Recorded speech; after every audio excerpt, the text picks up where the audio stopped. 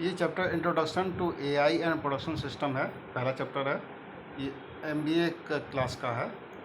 तो इससे संबंधित एमसीए से संबंधित दूसरी यूनिवर्सिटी का इसका वीडियो बन चुका है, लेकिन चूंकि एमबीए से संबंधित है, दूसरी यूनिवर्सिटी का है, तो इसका भी बनाने पर हमें ये कंटेंट प्राप्त होते हैं कि प्रॉब्लम सॉल्विंग में हम इसकी प्रॉब्लम पहले बनाते कैसे हैं, इसकी परिभाषा क्या देंगे, है ना, और प्रोडक्शन सिस्टम इसमें शामिल कर लेगा पहली चैप्टर में, इंट्रोडक्शन में। ये है तो एआई को समझने के लिए जो हमने समझा अभी तक वो ये है कि स्ट्रॉन्ग एआई और वीक एआई दो प्रकार की हैं। जो स्ट्रॉन्ग एआई है वो कहीं ना कहीं ह्यूमन जैसे काम करता है, उसी के तरीके से काम करने का प्रयास करने का है, क्योंकि मशीनें बहुत तेज़ होती हैं, ह्यूमन से बहुत ज़्यादा तेज़ जा सकती हैं, लेकिन सेम अगर ह्यूमन जैसे समझ के काम करता है, मशीनें भी अगर समझ के काम करेंगी तो वो स्ट्रॉन्ग एआई की दिशा में है, ठीक है। और वीक एआई जो ट्रेडिशनल जैसे चीज़ें चल रही हैं वो वीक, अभी जो वीक एआई यही चल रहा है और स्ट्रॉन्ग एआई पे काम हो रहा है। तो प्रोडक्शन सिस्टम के लक्षण बताते हुए अब मैचिंग, इंडेक्सिंग, हेरिस्टिक फंक्शंस को बताया गया, जिसमें डेप्थ फर्स्ट, ब्रेथ फर्स्ट, है ना, और उसके बाद ह्यूरिस्टिक फंक्शंस हैं, हिल क्लाइंबिंग है इसमें, फिर उससे संबंधित एल्गोरिदम क्या है, परफॉर्मेंस को कैसे मेजर करेंगे, और सर्च एल्गोरिदम का विश्लेषण, ठीक है। फिर कंस्टेंट सेटिस्फैक्शन है, फिर इंटेलिजेंट एजेंट्स है जिसमें reactive, deliberative, goal driven, utility driven, learning agents, in terms को हमें समझना है। जो चीज़ हम दूसरे वीडियो में समझ चुके हैं इसमें हम रेपिटेटिव नहीं करेंगे, उसको छोड़ते हुए आगे बढ़ेंगे। अब देखिए इसमें लिखा है जो एआई है वो कंप्यूटर साइंस की ही ब्रांच नहीं है, कई अदर डिसिप्लिन्स भी हैं जो इसमें एआई के डेवलपमेंट में कंट्रीब्यूट करते हैं। तो उस सब्जेक्ट का नाम बताया गया, जैसे गणित है, मैथमेटिक्स है, साइकोलॉजी है, बायोलॉजी है, सोशोलॉजी है, न्यूरॉन्स स्टडी है, स्टैटिक्स है, तो ये सभी कंट्रीब्यूट करते हैं इसमें। तो इन सब का भी हमें प्रॉपर ध्यान देना होगा, अध्ययन करना होगा। अब बार बार प्रॉब्लम सॉल्विंग एक टर्म्स आता है हमारे पास। तो प्रॉब्लम सॉल्विंग है क्या? ये एक प्रकार का प्रोसीजर है जो कि एग्जामिन डेटा से सॉल्यूशन प्राप्त करने का तरीका है, ठीक है। एग्जामिन डेटा से सॉल्यूशन प्राप्त करने का जो तरीका है, प्रोसीजर है, वही प्रॉब्लम सॉल्विंग है, ठीक है। तो यहाँ डेफिनेशन दे रखी है, ओके।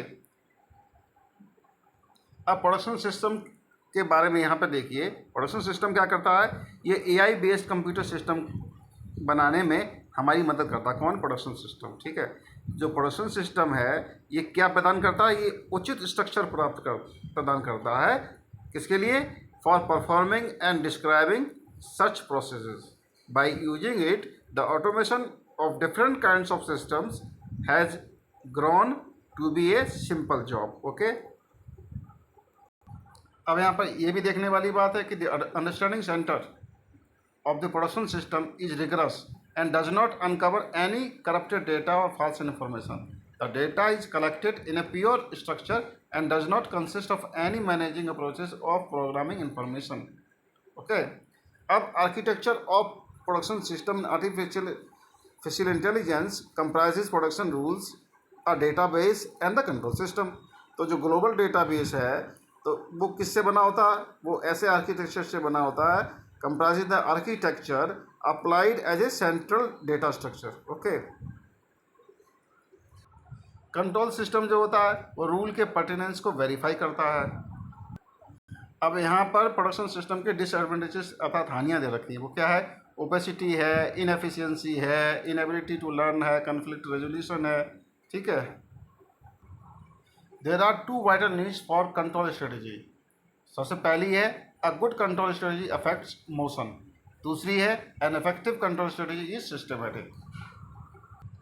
सिस्टमेटिक स्ट्रेटजी को हम ब्रेथ फर्स्ट सर्च के नाम से भी जानते हैं। Heuristics could not be simplified because they are domain specific. Production system offer standard methods for demonstrating such heuristics in the type of if-then rules. Search algorithm का infrastructure, ये कैसा होता है? Search algorithms need a data structure to maintain track of the search tree that is being built. जो बनाई जा रही होती है उसका हमें डेटा ट्रैक चाहिए होता है, मेंटेन ट्रैक चाहिए होता है। अब ह्यूरिस्टिक्स बारे में पढ़ा है तो वो क्या है? एक प्रकार का मेथड होता है that enhances the effectiveness of the search procedure. जो सर्च प्रोसीजर है उसका प्रभावीपन मतलब उसकी दक्षता में बढ़ाता है, वृद्धि करता है ह्यूरिस्टिक्स। अब ये हिल क्लाइंबिंग क्या है? हिल क्लाइंबिंग भी ह्यूरिस्टिक सर्च होती है, ठीक है। It utilised for mathematical optimisation problems in the area of AI. Hill climbing यहाँ 3 प्रकार के हो सकते हैं: simple hill climbing, steepest ascent hill climbing और stochastic hill climbing. Hill climbing के फायदे दे रखे, drawback in various reason hill climbing. तो ड्रॉबैक में क्या है? Local maximum, plateau, ridge etcetera आते हैं, ठीक है। अब हम परफॉर्मेंस को मेजर कैसे करते हैं, नापते कैसे हैं?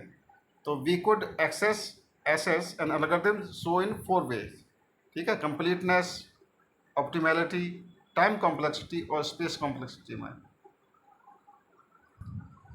सर्च एल्गोरिथम के एनालिसिस में सच प्रॉब्लम्स होती हैं can be classified by amount of knowledge that is accessible to the search procedure. Such information could correlate to the problem space as a whole or to only few states. It might be accessible a priori or only later node has been extended. यहाँ AI agent के प्रकार बताए गए हैं: simple reflex agent, model based reflex agent, goal based agent, utility based agent and learning agent.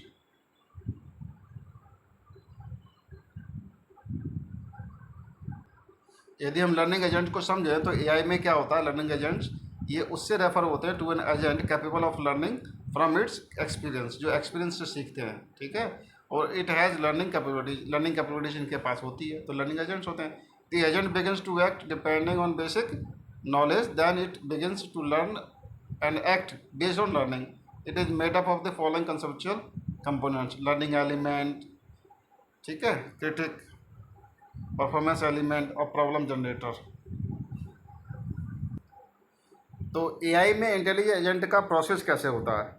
तो N AI agent क्या करता है? Is one who understands situation, जो सिचुएशन को समझता है, यूटिलाइजिंग इट्स सेंसर्स, अपने सेंसरों का अच्छी से उपयोग करता है, and after that with its artificial intelligence makes a choice and through actuators execute actions. Okay, sensors are the way to give input to an agent. For humans, input sensors are eyes, ears, touch, tongue, etc.